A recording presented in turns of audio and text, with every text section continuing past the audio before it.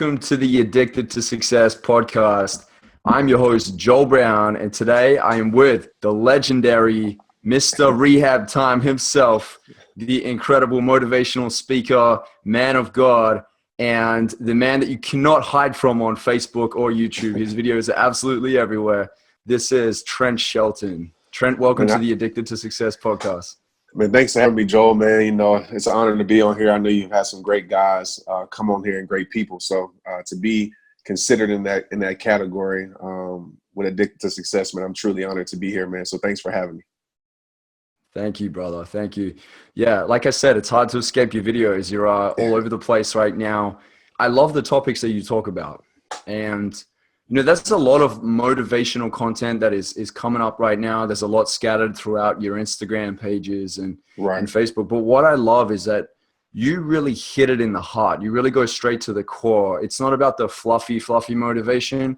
You're more about like your self-worth and, you know, choosing the right friends for you and living in your vision and things that are like a lot more deep and meaningful than just your fluffy stuff. So what are you most jazzed up about now when it comes to self-development? Right, man. For me, it's about worth. Just kind of give a background, a little bit of background on why I talk about the things I talk about. You know, when I hit my rock bottom after, you know, my career with NFL football, I just, you know, and there's room for everybody, but I needed something that I could relate to. I needed something that I feel like I was understood. And, you know, besides the people around me, my immediate family members and friends, I really feel like I didn't have that in the world at that time in my life. And so for me, I wanted to give that to people. And so I'm big on environment. And when I mean environment, that's your friends, it's everything around you, because I feel like your environment will shape who you are. You know, if you get around, it's kind of like a flower, right? I mean, a flower can be in a terrible environment. If the flower isn't taken care of, that flower will die. But if you take that same flower and put it in an environment where it thrives in, that flower will thrive. And I feel like with people, a lot of times we point the finger at ourselves and say, you know, it's us, it's us, it's us. And not necessarily, you know, I'm big on taking responsibility. Hence the tagline, it all starts with you. But sometimes it's about getting around the right people, the right environments to bring out the best you. And so I'm big on that. I'm big on worth because I feel like you were created with worth. And these days with social media, I think it's very big because we place our worth, and it's hard not to, into followers, into what people think, into opinions. And so I want to tell people, regardless of all of those things, you still have worth at the end of the day. Right now, I'm studying and researching a lot about self-esteem and self-confidence. And this is such a hot topic. What I found was that there was this group that did this in-depth study, and they found that anyone that was born after 1986 and onwards, okay, so kind of like the Gen Ys and Gen Zs, there was a 60% increase in narcissism. And they said that this is because of technology and social media. And I absolutely believe that, man. When you have a look at Instagram and that you got the models doing the booty shots, and you've got, you know, people are taking the selfies left, right, and center, and it's becoming very much so about self. And, you know, we talk about self-development, and I'm very big now on like, let's not just be so much about the self, but let's be more about like the holiness, which is being of service, right? Exactly. So let me ask you this, man. Let me ask you this. How do you outgrow your dreams, your old dreams, so that you can become more, so you can live in your purpose and deliver more in the world? Right. That's a good question, man. I think, you know, I'm not going to say it's a step process to doing that, but, you know, I always like to relate things with my life. You know, my dream was to be an NFL player. And I always tell people, you know, when it comes to purpose, I feel like this is kind of just my way of thinking. I feel like we are created with purpose. I mean, if you go down the line of, you know, the chance of being a human being, with my faith, I believe God created just one you. There's nobody like you. It might be people similar, but there's nobody like you. And so when you realize that, you realize you were created with a purpose, on purpose. And so I realized that I had to let go of what I wanted to do. And it's funny you talked about, you know, the self a lot. A lot of times we want to do what we want to do. We might be influenced by what we see on social media, or how can I make the most money, or how can I be the most popular? How can I be the most famous? It's always about I. The thing about purpose that I realize is that a lot of times purpose, all the time purpose has nothing to do with you. It's about using your life to better someone else's life. So a lot of times purpose means pain. Purpose means doing something you don't want to do. Purpose means walking outside of your comfort zone. in order to be used for the benefit of this world, because we've all been called, I believe, to leave an impact on this world. And that doesn't mean making the most money or doing things like that. So when it came to motivational speaking with me, I never wanted to be a speaker. Like, this was my biggest fear. I never wanted to write books. I never wanted to do any of that.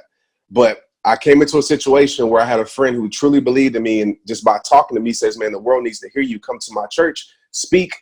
I did that. I fought it for a long time. If you read my story, I fought it for a long time, but I ended up walking into my purpose, and I did it. And I realized, like, wow, this is what God created me to do, even though I didn't want to do it at that time, even though I didn't know I had it in me.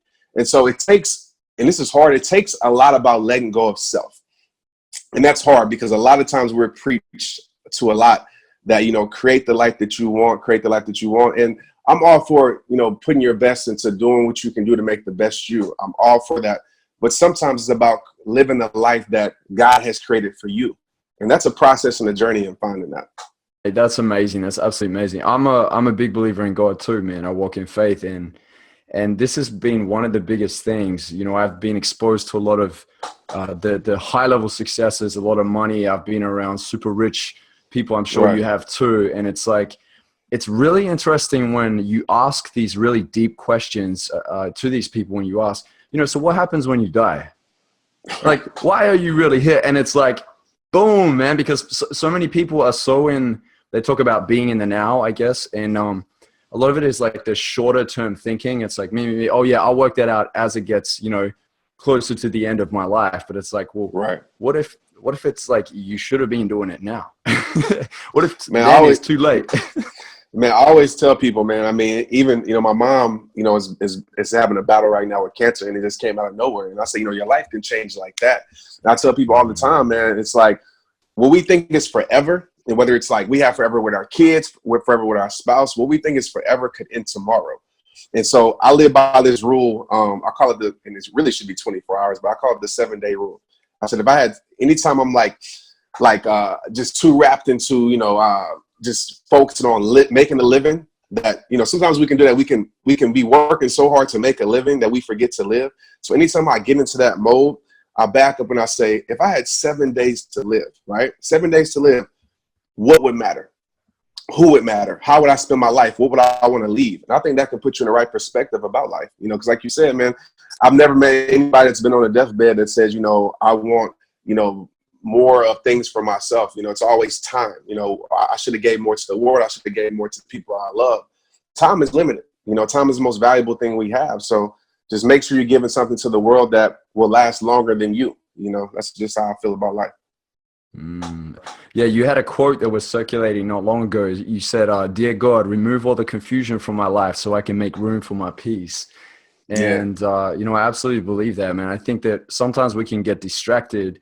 Like, it feels like it's a good thing, but it might not be the right thing for us. And it's distracting us from our purpose.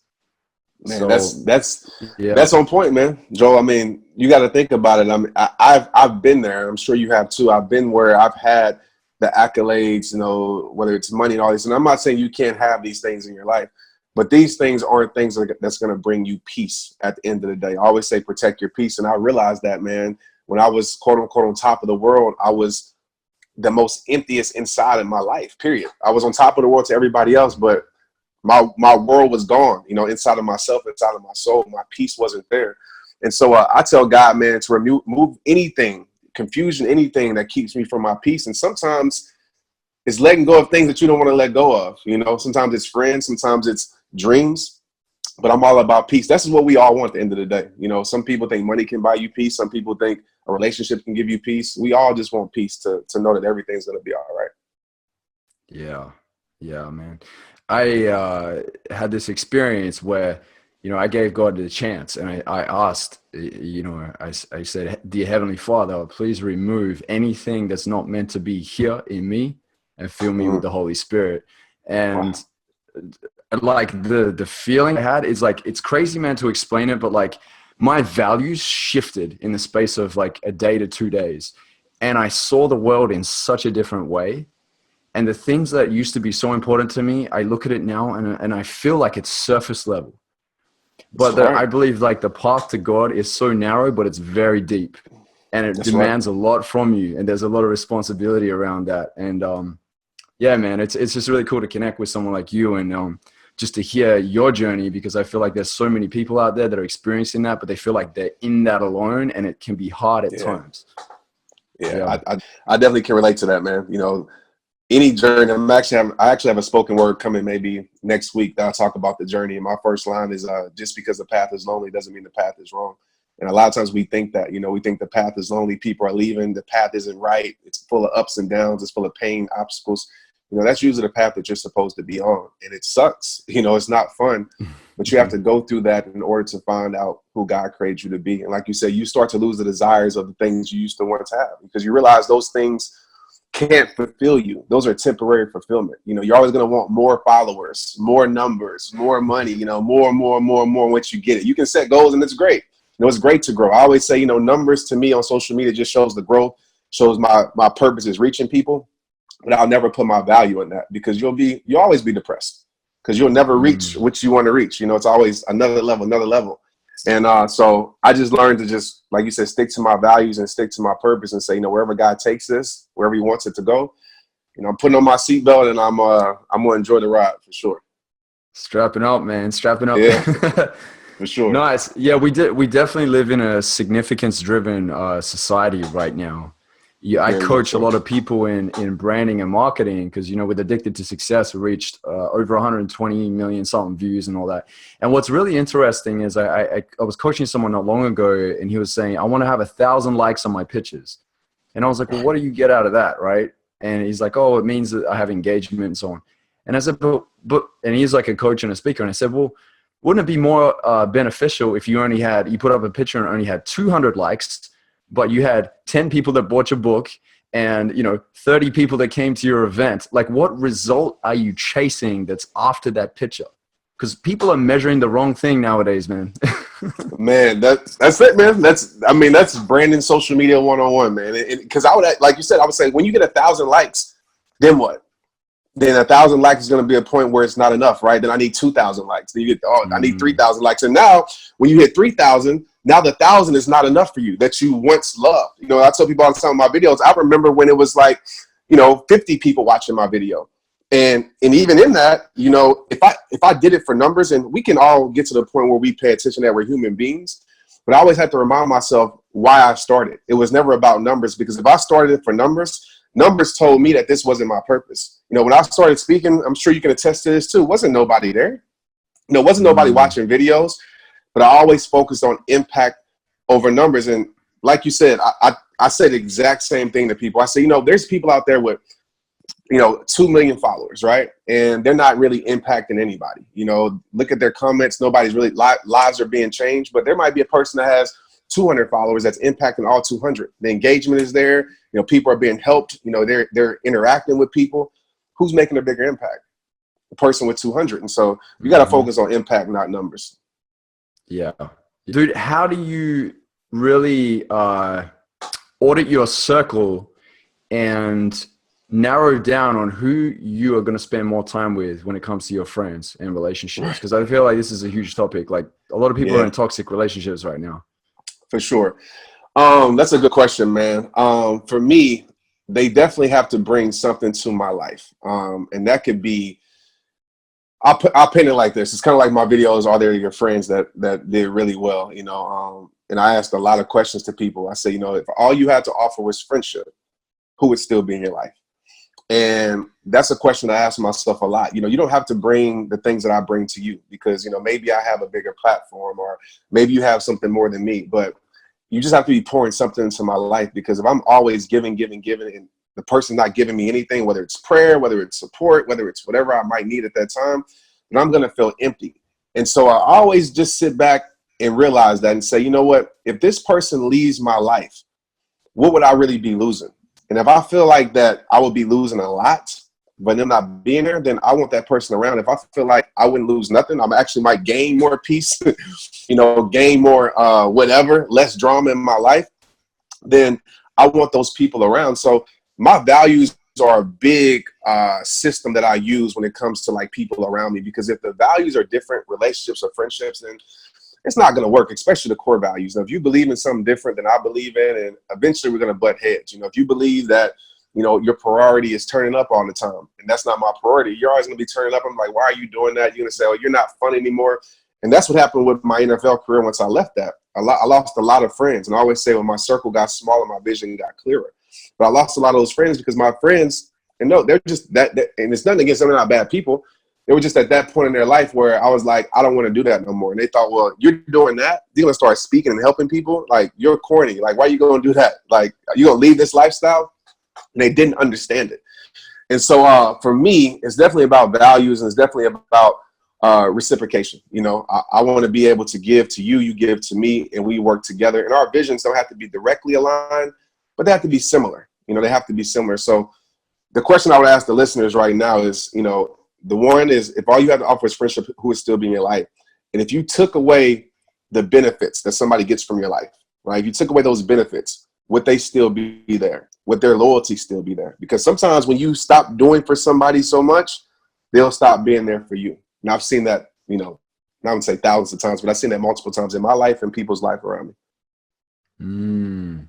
Amen. That's great advice. Thanks for sharing that, Trent. No problem. Trent, how do you accept change in your life?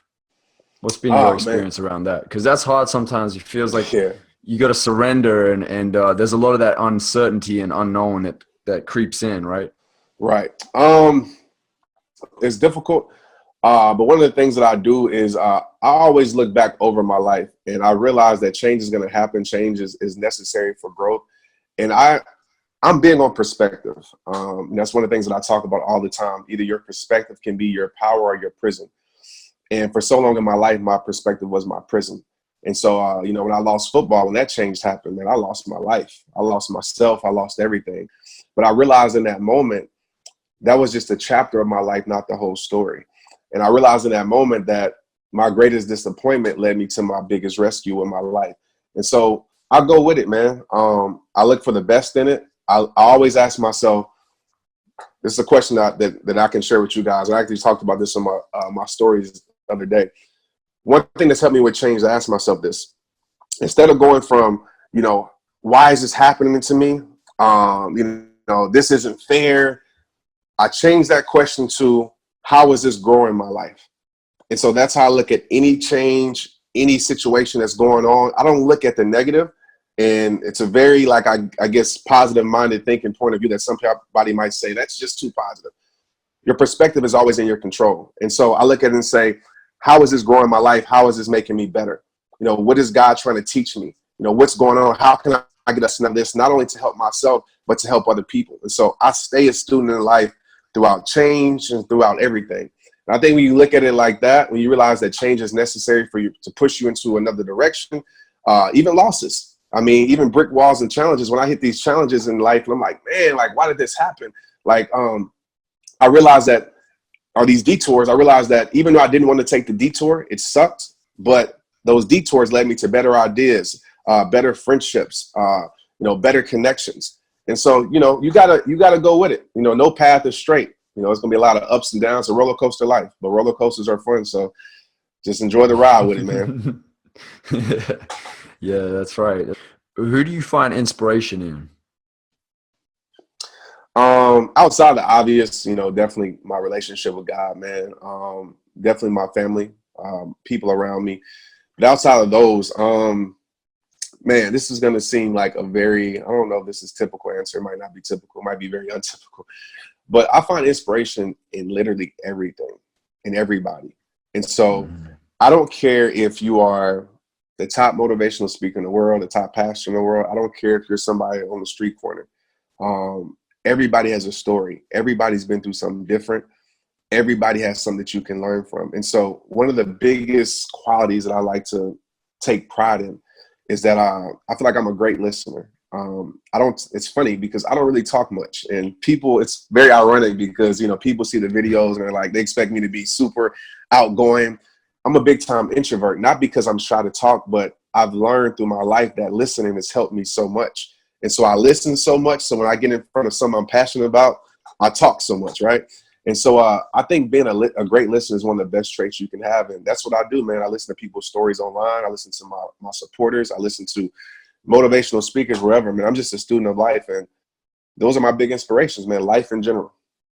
I love that. Yeah, you know, I heard somebody say recently, and this really resonated with me. They said that in this day and age with technology and this noise and saturation of overload of information, our number one commodity that we can hold is attention and focus. Yeah. And so if you're a good listener and you're there and you're like attentive, you're already winning. Yeah, man. Because most people I definitely agree. You know what's funny, man? I saw a chart. It said, this was in 2015. I think we've gotten worse since then, but it said a goldfish attention span was 9 seconds and human beings 8 seconds. That's crazy. And I believe it. I definitely believe disgusting. it. That's disgusting. Yeah, man. I definitely believe we need more listeners, man. Just people just taking it in and just listening. It's hard to find that these days. So we definitely need that for sure. That's right. Trent, how do you show up confident? Like what kind of runs through your mind, and what are your processes to really increase the belief within yourself? Right. You know, my foundation is always God, man. So once I realized that what I talked about earlier, that, you know, he created me for a purpose, on purpose, that, you know, he set me apart, Jeremiah 1:5, you know, that scripture really stands out to me. And that's always my confidence that he called me to do this. And so, you know, when you believe that you're created by an awesome God, a confident God, and you are made by him, it's hard not to be confident when you're walking in his purpose. So that's one. Two is definitely repetition. You know, I tell people all the time, you know, when I first started speaking, you know, you can go back, you know, I wasn't as confident, but the more that I did it, the more that I literally speak every day. And people say, well, you have a speaking engagement every day? I said, no.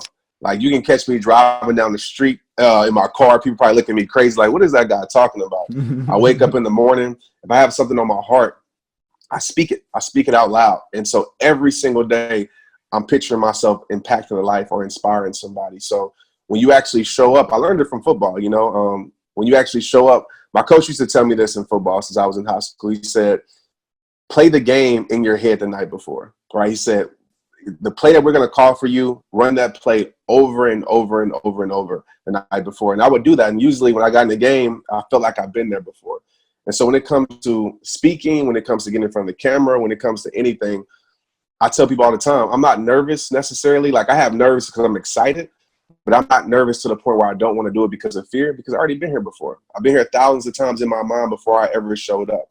And so I would tell people, you know, whatever your craft is, do it every single day, do it multiple times a day. And also just the past, man, realizing that even in my imperfections, my most imperfect speeches, my most imperfect moments, I was still able to impact lives. And so I realized that just being real and authentic in myself was enough. I didn't have to be perfect, because when you first started speaking, I mean, I had all these notes and like, I got to touch on all these topics, but I realized like that didn't resonate with people, at least for me.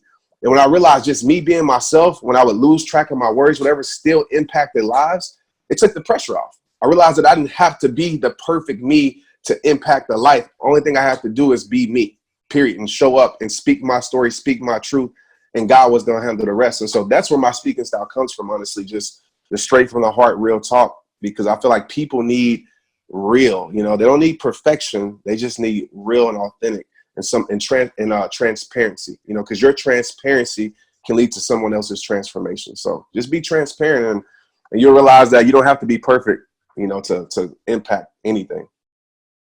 Yeah, just before I get up on stage and speak, I don't have plan, prep, or structure. I have a good, if they want me to speak about a topic, I'll be like, what's the topic? And then I just get up and speak. But I do ask God, I say, you know, please deliver the message through me that needs to come out in this room today. And it's crazy, man, what happens. It's like he's taking half the weight for you. Exactly. The pressure comes off. It's crazy how it works. You know what? I'm not convinced that you're an introvert. And the reason being is because I got told recently, there was this human behavioral specialist, body reading specialist, whatever, that said to me, they do a lot of these breakdowns and assessment on people and their characteristic types and personality. And they said, you're an ambivert, which is like you do that oscillation. So introvert means you duck out and go real into like creation time and reading and absorbing. But then when you got it, you come out and you execute with high energy. And I like that. Maybe that's what it is, man. Maybe you're an ambivert. It probably is. That sounds about right for sure. Yeah. Awesome, man. Let me ask you this, man. When you went and you delivered that speech to believers, and you decided, wow, I think this is really the thing that I'm here to do. Mm-hmm. What happened next, man? Did you feel like because you had stepped into your faith, that there was going to be this thing where it's like, what are the people that currently are in my life are going to think? How do I kind of transition into this? Like, how was that experience for you? Man, it was fearful, because you have to realize at that speaking engagement, it was in front of like 5,000 people, like 5,000 kids, I believe. And I was still playing arena football out here. So I was basically still trying to hold on to football because I didn't know what my life would be like. That was my whole identity.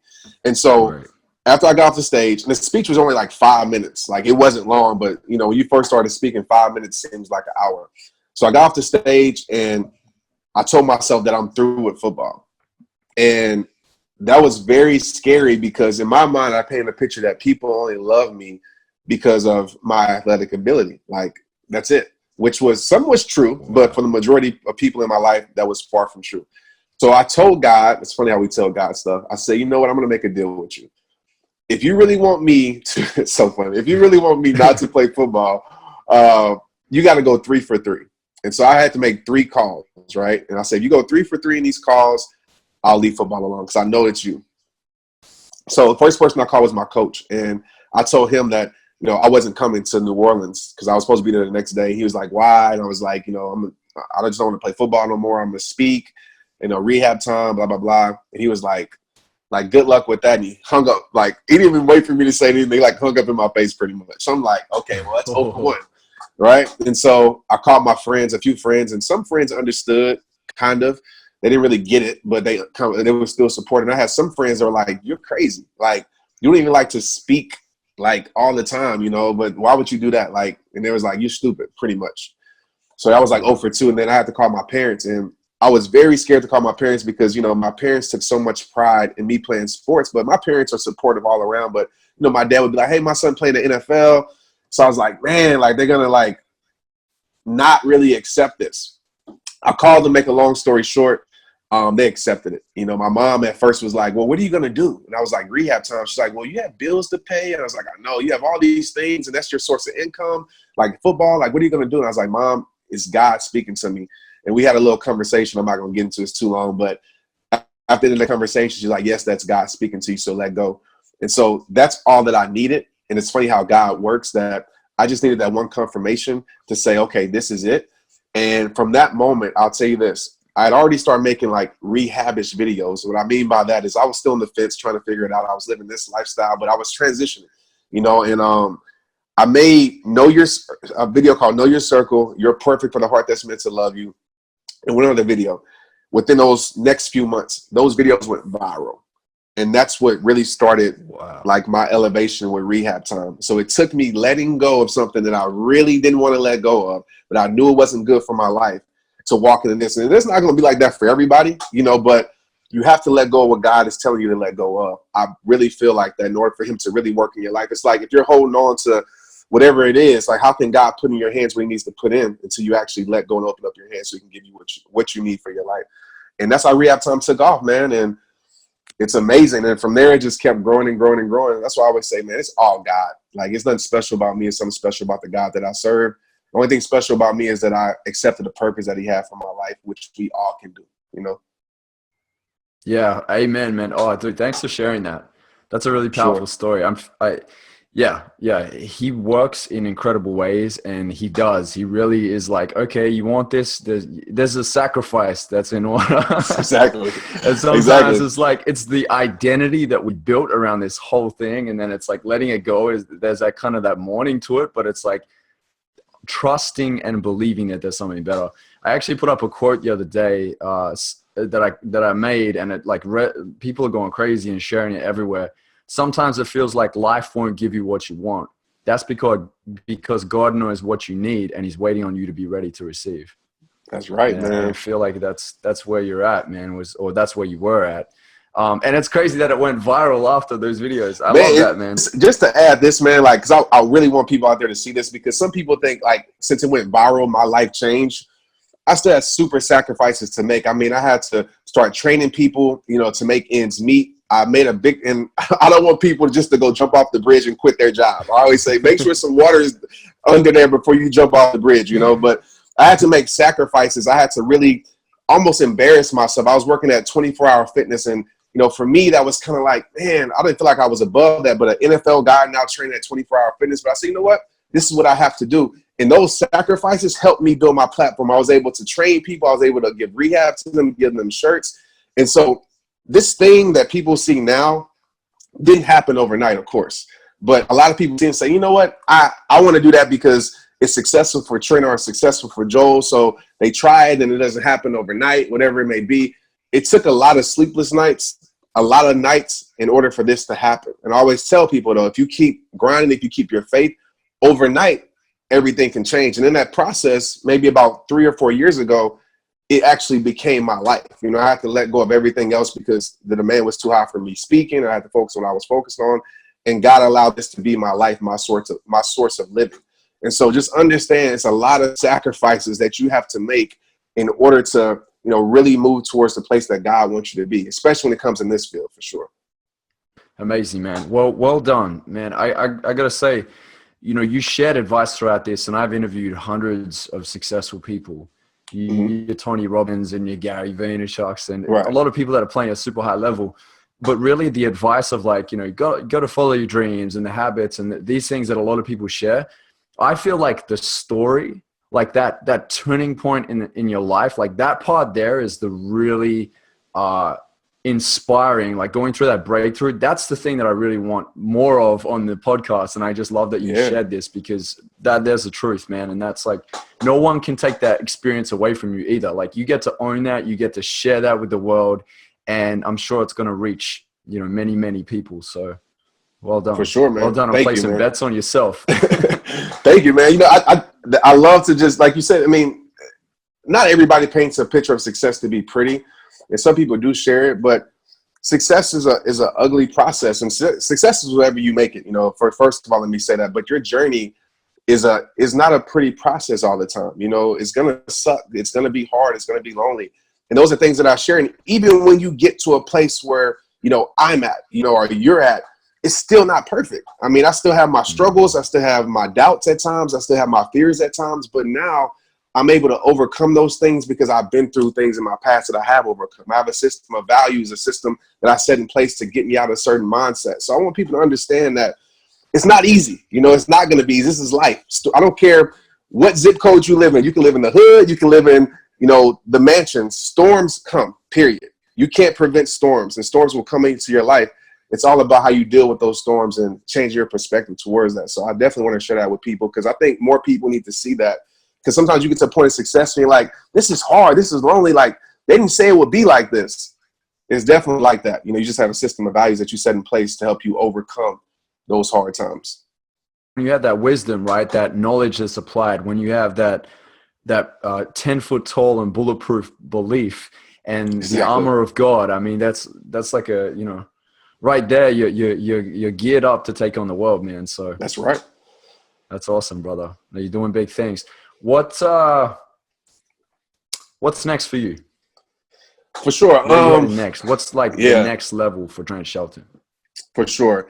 The next level for me is definitely books. You know, I'm actually in the middle right now of closing on a big book deal. I have books that I did self-published, but now I'm doing a traditional route just for this book because I want to reach the world with it. So I was actually in New York last week, so we're actually closing on that probably tomorrow. So, you know, people have been asking for it, they've been hungry for it. So that'll be next for me for sure. Also, another tour.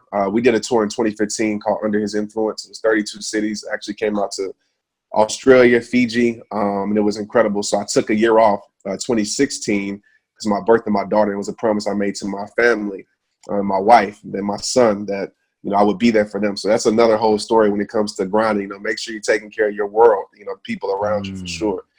And so this year it's Know Your Worth Tour. And so we'll be hitting 12 cities in the States. I'm going to try to get outside the country for sure. Hopefully get back out to Australia.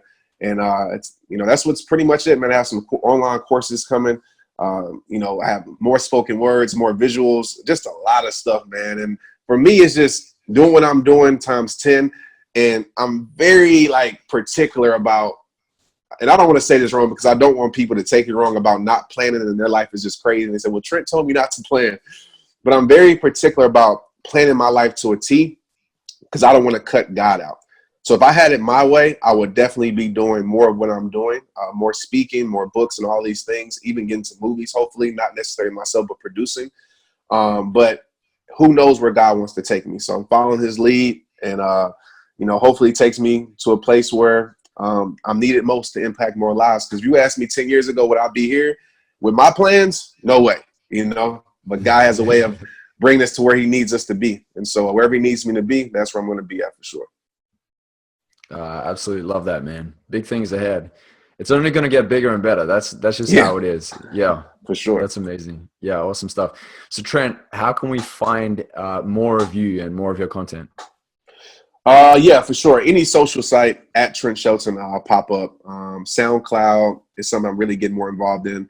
I love music. I love rap, but more spoken word now. But so you can get a lot of that from my SoundCloud. Also TrentShelton.com. And Snapchat is Rehab Time. So Rehab Time on Snapchat. And just follow me on any social site. I love to connect. I can't respond to everybody, so I'm not going to say I'm going to respond to everybody. But I'm very active. I mean, you can see me commenting. I even call people sometimes. So I want to be connected with you guys because you guys help support me. You guys inspire me too. So definitely reach out to me and, let me know that you've seen this. Hit me up and let me know you saw this interview for sure. So Trent, we're going to wrap up this interview.